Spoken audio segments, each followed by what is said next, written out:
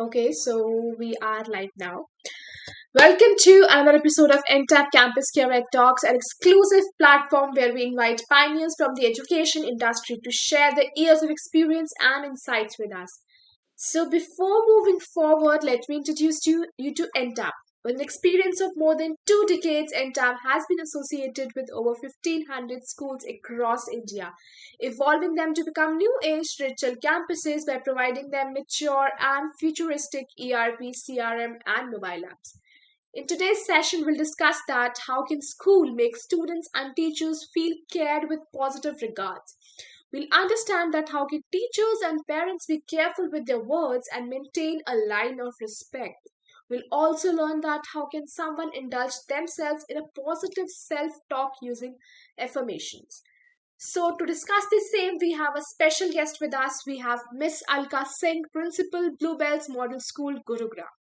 She has a vast experience of 31 years in the field of education and has served in a few of the most prestigious educational institutions in the country.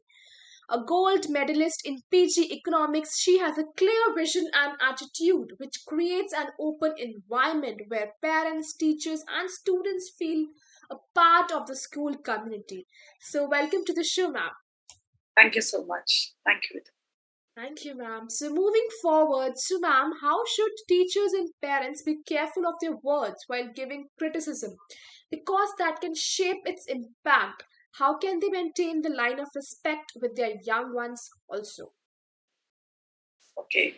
So, when we talk about the words, what we're using as teachers, as parents, as human beings, I would say words always have a very everlasting impact on an individual. Right. They actually have the capacity to either make a person or break. Breakup. The words also have the power to connect. Our words can provoke anger, soothe any heart, which is troubled. So it can bring people closer or set them apart. This is what I can say. And as teachers, I think it's the most effective medium of our expression. So I'll just take an example. For example, there's a child and child has gone wrong somewhere. So what do we say? Why did you go wrong? That is one way. So what happens? Think about the reaction or the emotions what the child expressed might be feeling. One is he's already gone wrong. He might be in a guilt mode. And the second is our words, the impact. That is, you are guilty. We're not saying, why did you do it? You're guilty. So what we can do is, okay, you've done this. Let's not do it again. Believe me, the child is never going to do it again. That's the power of other words out here. And for a teacher, uh, just to a child, after years, the child comes back and tells us, do you know that day when you said after that, I just kept moving up in any field, whatever you're saying. So that's the power of words when we're talking about, right?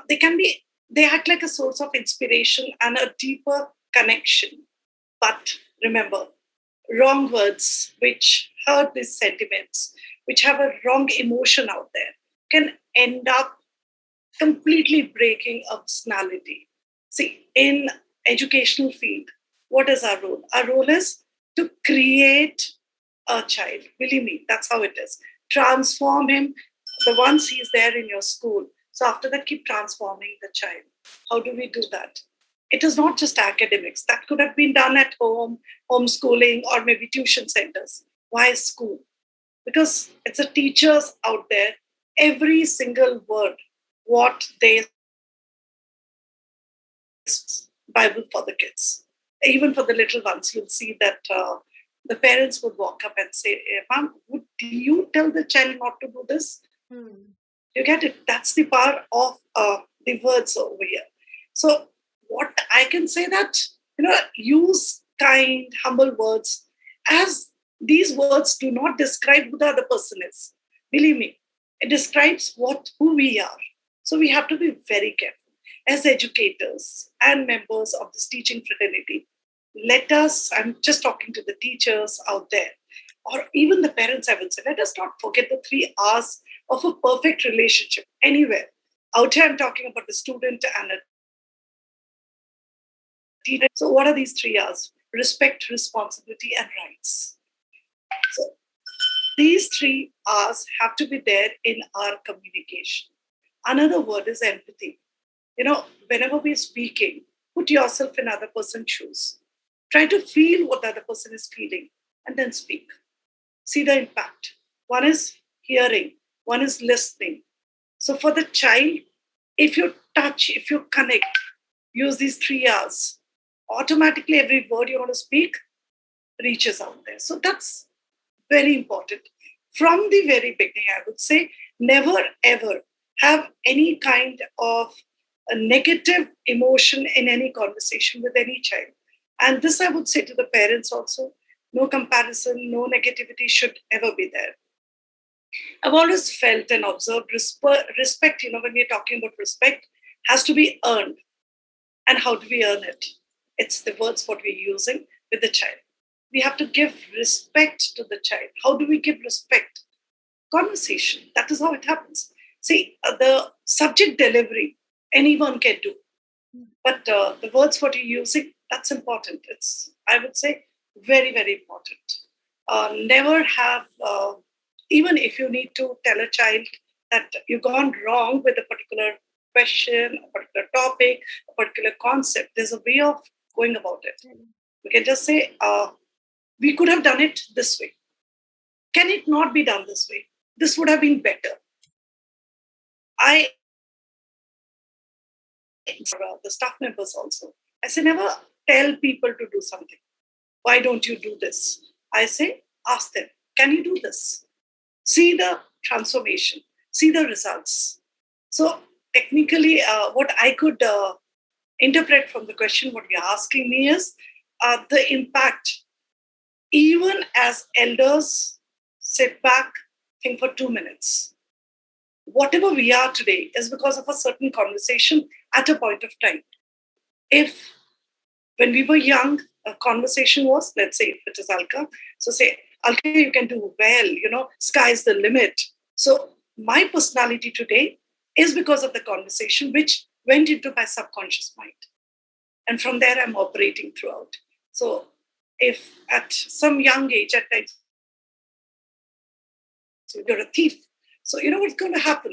Even if the person becomes a CEO of a company, that conversation would always, these words will always be there in the mind. And the moment there is this kind of conversation, you'll see a weird reaction of a person. And we keep wondering, why is he behaving like this? I just said a very simple statement. It's not this statement. Those are the words which impacted at an early age. So as parents, as teachers, conversations should be made in such a manner that, they come alive. They make a person feel wanted, feel loved, feel cared. And see how your academics, everything gets transformed. Absolutely. So that's what I can say. Absolutely, ma'am. Very well said. So, Alka ma'am, moving on, we often show our care or regards after the child has his or her result out. But, ma'am, according to you, how important it is to show care to children while they are in the process of preparing? Got it. You're correct. Generally, our happiness, oh wow, what a result. You topped the class. You got whatever score, 100 or 90 out there. That's a reaction. Let's make our kids believe in not the numbers, not the marks, not the result, but the journey. At times what happens, I'll just simply share. We keep preparing them, we keep teaching them, and we forget, this journey where we are teaching, where we are interacting, where the child is studying. So why not? Always, this is, I think, even when the kids go for competitions, I say one thing, did you enjoy preparing? So they say, yes. I said, that's it. That's your result. Otherwise, it's always either winning or failing. We're going to get into that situation. Either we win or we're going to fail. So I personally feel is that, the process of preparing is something which is more important, more pivotal in the holistic development of the students. That's how I look at it. Absolutely. And although, from the very beginning, we should focus on honing the skill set along with working on the basics, and you'll see that these kids will surpass all boundaries, all limitations, everything. And the problem is when, when they're small, they're in a cocoon, we want them to grow and we want them to explore. But the moment they want to explore, they want to move on. So we stop them and we say, no, need to focus on the result. And we're going to talk only after the result. So that's, I think, personally, I feel that we should be empathetic. We should actually talk to the child. And even during examination, how many hours did you study? Have you completed the topic? That's the kind of conversations that might come from the parents, from the teacher. I hope you're well prepared. Do you need any support from me? Support from me is something still positive, I would say. So what we should reassure our child and let them know that exams are important. And they're a milestone. They are a milestone in our lives. Result is a milestone in our life, but it's not the be all and the end all. That's important. Praise their efforts and say, wow, you're putting in so much effort. Like as a teacher, whenever the kids would say, I'll make you proud. So I say, I'm already proud. The reason is because I see them for those so many months when they're there in school. So that's what we should be doing. That's how I look at it, that it's a journey which is, I think, more important. Appreciate the child for whatever the child is doing. But the child, if you want the child to excel, that's the right way of going about it. Absolutely, ma'am. Very well said. So, ma'am, moving on to the end of the webinar. So, Alka, ma'am, how should a person engage himself or herself in positive self-talk daily and show regards to themselves? Okay. When we are talking about a person engaging himself, herself in positive self-talk, I think this is something which I've focused, worked, and I practice daily. And I think others also to do it. So when we say that people, believe me, people who master this positive self-talk, you'll see they're more confident, they're self-motivated, and they're more productive, always. Right. Self-talk, when we're talking about what is self-talk, it's basically an internal dialogue that we are having. Like Alka, keeping one and talking to oneself. That's technically self-dialogue. And it's majorly influenced by our subconscious mind. And generally the self-talk reveals our thoughts, our beliefs, the questions, and the ideas. That's when we are talking about the self-talk. Now, I think you said, can you just once again repeat? It was that positive self-talk daily. Daily, yeah. That shows. What was the complete thing? Shows? It was like how should a person engage himself or herself in positive self-talk daily and show regards to themselves? Yes. Got it. Now I recall. Yes. So when I'm talking about positive self-talk, always remember, see, we do not need motivation from somewhere outside. Right. For example, let's say that I'm not happy about a particular situation. So the right way is sit down and talk to yourself. First thing I would always say is introspect. What brought about this upset regarding a situation? It's just a situation. It's not like a no to me, no to Alka, or Alka is shunned, or nothing like that at all. First is that. Second is talk to yourself. Alka, it's okay. How does it make a difference? We can always move forward. Maybe the person feels, has a particular perspective, a positive. Come on, move up and let's move on. You'll see, there are many researchers which talk about the sports people. They excel because of self-talk.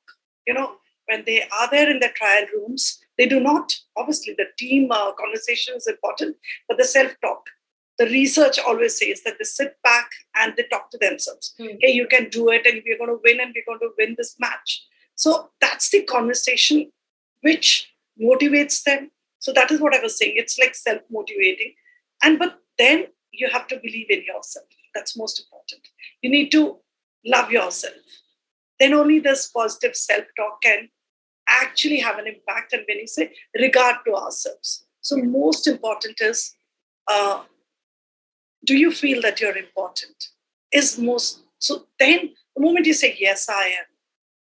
Do you think you're worth it? Yes, I am. Do you think you can do it? Yes, I can. After that, talk to yourself and see. It's like a miracle. And believe me, it's for years I've been practicing, and I keep telling the staff, any person who gets in touch with me, I say, don't wait for someone else to talk to you. Do it yourself. The subconscious is super strong.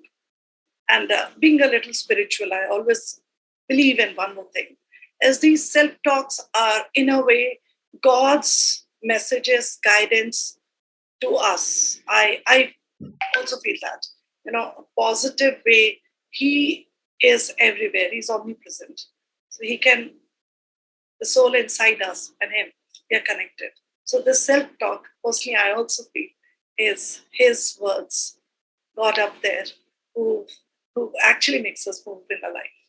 So that's how I look at it. Yes, ma'am. Very well said, ma'am. Absolutely. So, Alka, ma'am, thank you so much for sharing your valuable insights on this beautiful topic. And it was great interacting with you, ma'am. Thank you so much. You're welcome, and thank you. It was my pleasure. Thank you so much, Alka, ma'am. Thank And you. to all our viewers who are watching us, if you haven't subscribed the channel, do subscribe it for regular updates. Till then, stay happy, stay safe. Thank you. Thank you.